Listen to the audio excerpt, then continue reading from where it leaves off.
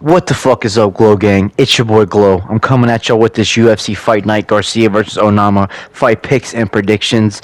I'm gonna be going over who I think's gonna win, how they're gonna win, and all that good shit. There are a few, decent fights on this card, but not really too stacked. But we're gonna see how good it is. Let's just straight in these fucking picks, boys. All right, then we got Irene Colazi versus Talia Elankar. I am gonna go and pick Irene Colazi to get this shit done by decision. I mean, Talia Linkar is a fucking 35-year-old prospect whose base is jiu-jitsu, and she's not really all that good at that either. And Irina has a way, like, she's better than her on the feet. She has way better ground and pound, and, I feel like she's way more, better on the ground as well. So I feel like Irene is going to get this shit done by decision. Moving on to the very next fight. All right, now we got Philip Rowe versus Kiokyong. I am going to go and pick Philip Rowe to get this shit done. This is a tricky matchup.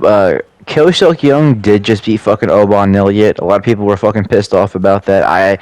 I picked Oban Elliott to get that shit done. Oban Elliott is a fucking solid ass prospect. However, Philip Rowe, he's at this point he's a fucking crafty vet. He's 35 years old, and at this point in his career, he knows that he needs to go on a bit of a run to stay in the UFC because the time's ticking. He's not getting really any younger.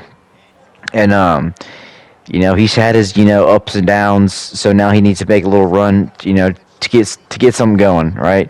And he had a fucking comeback KO against Angelusa. All right, I picked him to win that. In my opinion, I mean, I had him down 2 rounds.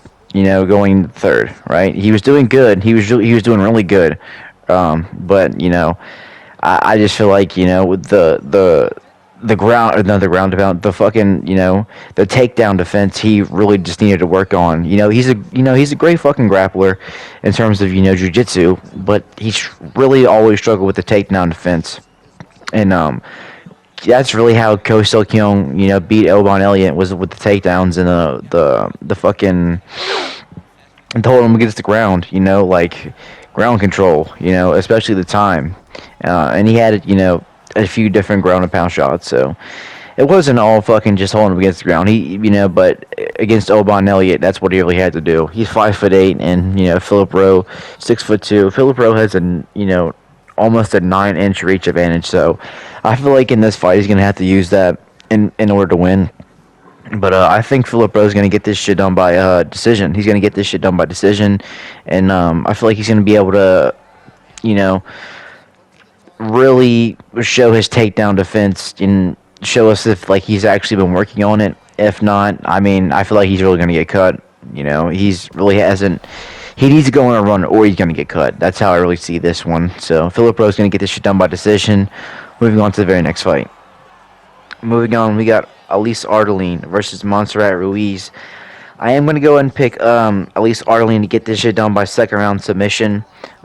This woman has fought a lot of good competition for, women's MMA. I mean, this woman fought fucking Weili Zhang back in the day, which is fucking insane to me.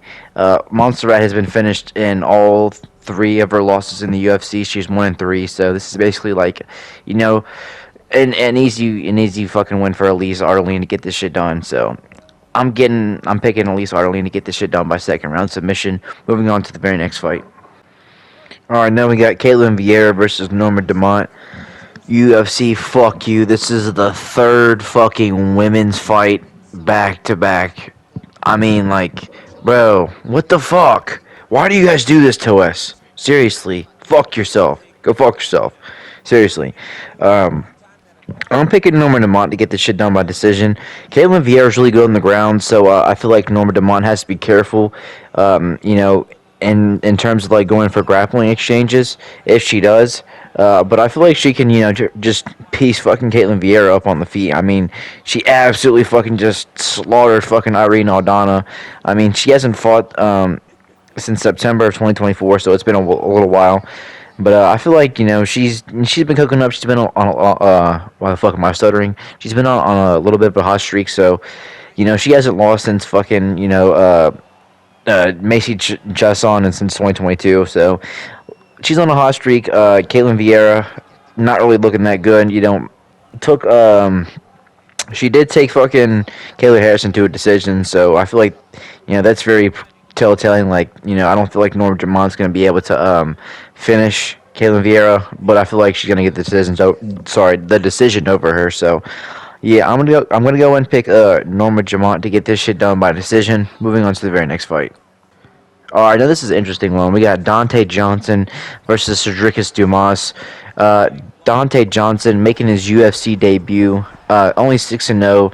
Not really that much experience, but all of his wins are coming by knockout. And let me tell you, when I say this guy, all this guy knows is fucking forward pressure, blitz, fucking swinging, and fucking like his fighting style is fucking like swinging the banging, like standing banging, just throwing fucking big bombs, like it constantly like advancing forward.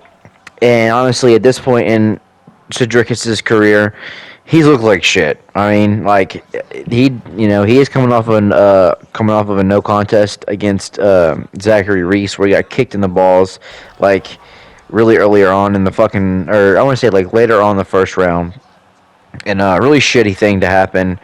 I mean, it just felt like the fight would just started, and he just got kicked in the dick, and it was over. So yeah, man, I mean, in general, he looked like shit. His last win was against Dennis Tululin.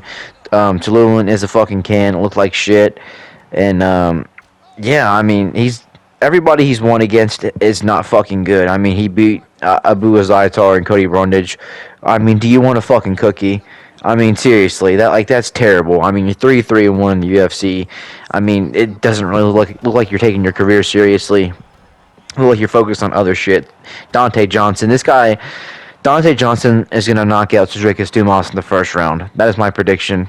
I mean, this guy, just all he knows is throwing bombs, quite literally. So, I'm picking Dante Johnson to get this shit done by first round knockout. Moving on to the very next fight. All right, now we got Chang Ho Lee versus Timmy Kwamba. This is also a very hard matchup to pick. Very slight on the odds. I am going to go and pick Timmy Kwamba to get this shit done. I just feel like he's fought a lot, better competition than Chang Ho Lee. Chang Ho Lee does have a good record. Yeah, technically he is, 2-1 in the UFC. He's beat Long Zhao and Cortavius Romeus. He is coming off of a good win against Cortavius Romeus. Not really a good win. I mean, Cortavius Romeus, he's not really all that good. But the way he finished him, I was really impressed with the way he finished him. No, did he? And, Timmy Kwamba, he's also coming off of a good finish against fucking Roberto Romero. For some reason, a lot of people had hype against him, but I just don't really understand why. I just realized he lost to Lucas Almeida. That really makes me question. Balaji Aki, that's whatever. But Lucas Almeida, that really makes me fucking question him. I mean, he's still young, Timmy's still young, so that could explain that.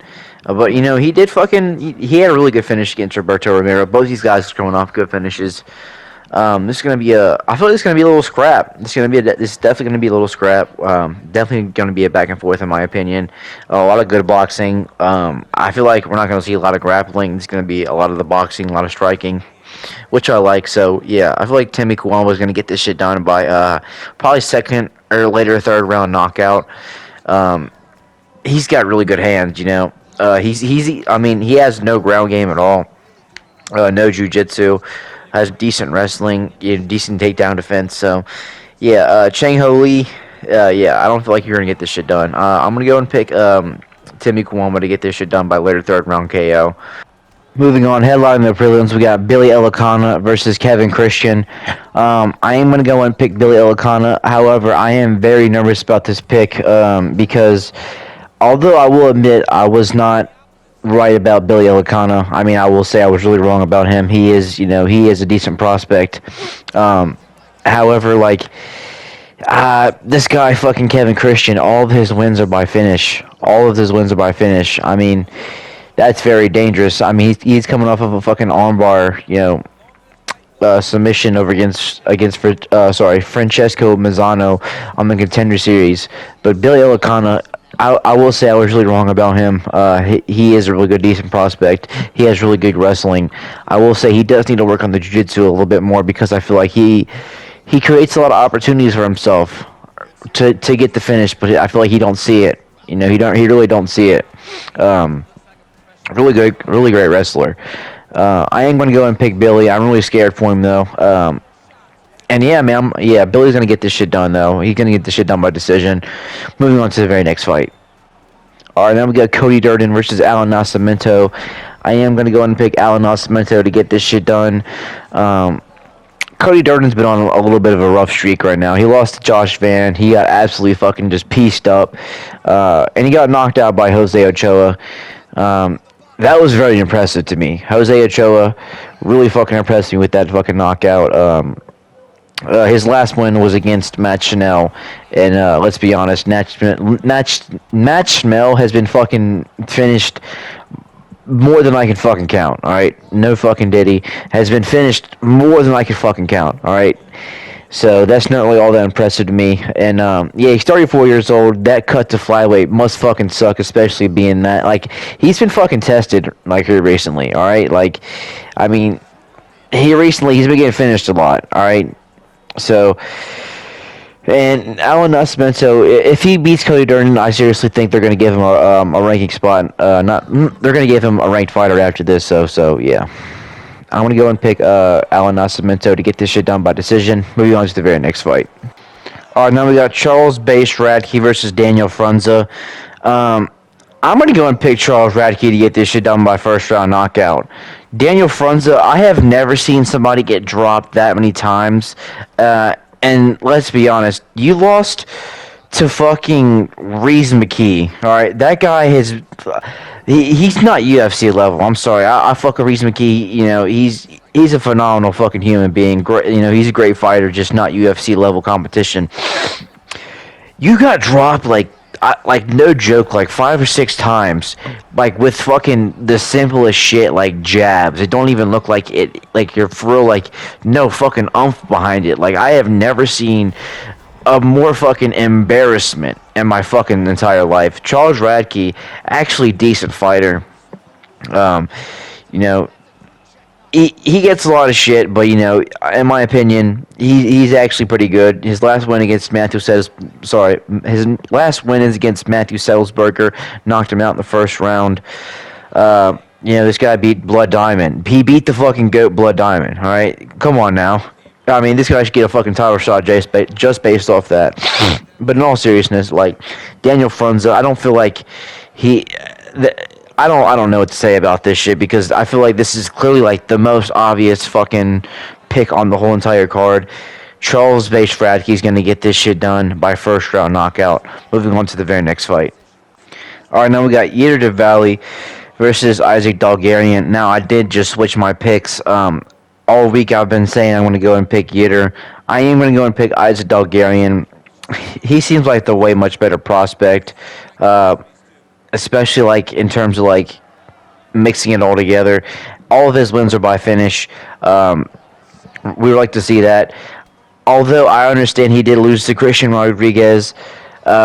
This guy, let's be honest, Christian Rodriguez is a fucking prospect killer, and Isaac Dargaryen is still a decent prospect. So that's not really a bad loss, bro. Yetur, this guy, great kickboxer, but he's coming off of a win against Conor Matthews, but let's be honest, it's Conor Matthews. Like he couldn't hurt a fly in the UFC. So I just don't know. This is a really fucking close fight. I mean, I feel like Isaac Dargaryen's got this one in the bag though. I feel like he's gonna get this shit done by submission. I feel like he's a way better grappler than Yetur. So yeah, I feel like Isaac Dargaryen's gonna get this shit done, probably by second round submission. That's my pick. Moving on to the very next fight. Moving on, we got Themba Gorimbo versus Jeremiah Wells. Now, I am gonna go and pick Themba Gorimbo to get this shit done. However, I feel like this is gonna be in a very extremely boring fight for some reason. Themba Gorimbo, I mean, I fuck with Themba as a human being, but honestly, his last few fights, besides the Vicente Luque fight, which he didn't make that fucking fight exciting, Vicente Luque did, have been fucking extremely boring, to be honest with you. I mean, like, just flat out like he has gotten a lot better at his wrestling, but it's like he doesn't mix it up. Like he doesn't throw any ground and pound with the wrestling. He doesn't look for any fucking active submissions. He just tries to get you to the ground and control you. He doesn't try to advance. He doesn't try to pass the guard. He doesn't try to like. He just tries to get ground control time. That's really much it. Like that's pretty much it. And Jeremiah Wells, he's on a bit of a losing streak. Split decision loss against Max Griffin and an Anaconda submission loss against Carlson Harris. Before that, his last one was against Matthew Salzberger in 2023, which was also a split decision. So he hasn't been, looking all that well. And Themba Gorimbo, he is a good fighter, but Vicente Luque, love him or hate him, he's still dangerous, even though he's almost 40 years old. So yeah, I am going to go and pick Themba Gorimbo to get this shit done by decision. This might be a very boring ass fight, boys. Moving on to the very next fight. All right, now we got Waldo Cortez Acasta versus Ante Deleia. Now, I feel like it's going to be a very, very, very funny ass fight. A lot of emoting going to be going on. Ante Deleia, I'm a fan of him now. I was not hip to him. I was not really familiar with him. I had to do some research on him. I didn't really know him all that well when he fought Tybura in that rematch here like a couple weeks ago. He's impressed me. All right, he's really impressed me. This guy trains at a really good gym with Tom Aspinall. Waldo Cortez Acosta had a really close fight, against fucking Sergey Pavlovich, and also he's coming off of a win against Sergey Spivak earlier this year, which was also a really close fight. I feel like Ante Deleia's got this shit in the bag. I feel like right now he's got way more momentum going on. Trains at a way better gym. Didn't really take any fucking damage against Tybura when he fought him a couple weeks ago.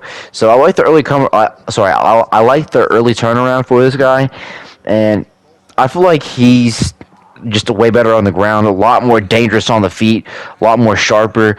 I fuck with Cortez Acosta, but like whenever he starts to get down in the lead, he just kind of tries to bait people in with emotes, and you can tell he gets really frustrated really quickly as soon as you can tell like the fight's not going his way. And I feel like Ante Deleia just got way more experience in him. So yeah, I'm gonna go and pick Ante Deleia to get this shit done by second round knockout. Moving on to the very next fight. All right, now we got David Onama versus Steve Garcia in the main event.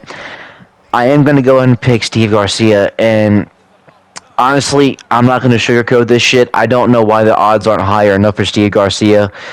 I don't know why David Onama is even ranked.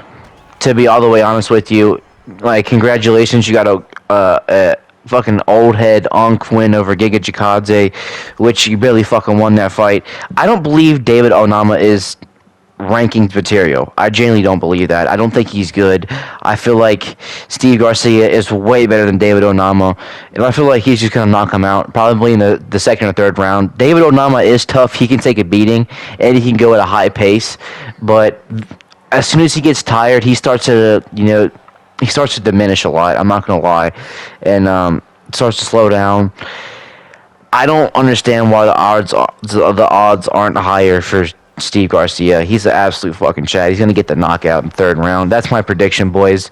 I love and appreciate you all. Leave a like, comment, and subscribe down below. And yeah, it's been Glow Boys. Let me know your comments down below. Who you think's going to win. Your picks down below. And all that good shit, boys. I love and appreciate you all. Peace the fuck out.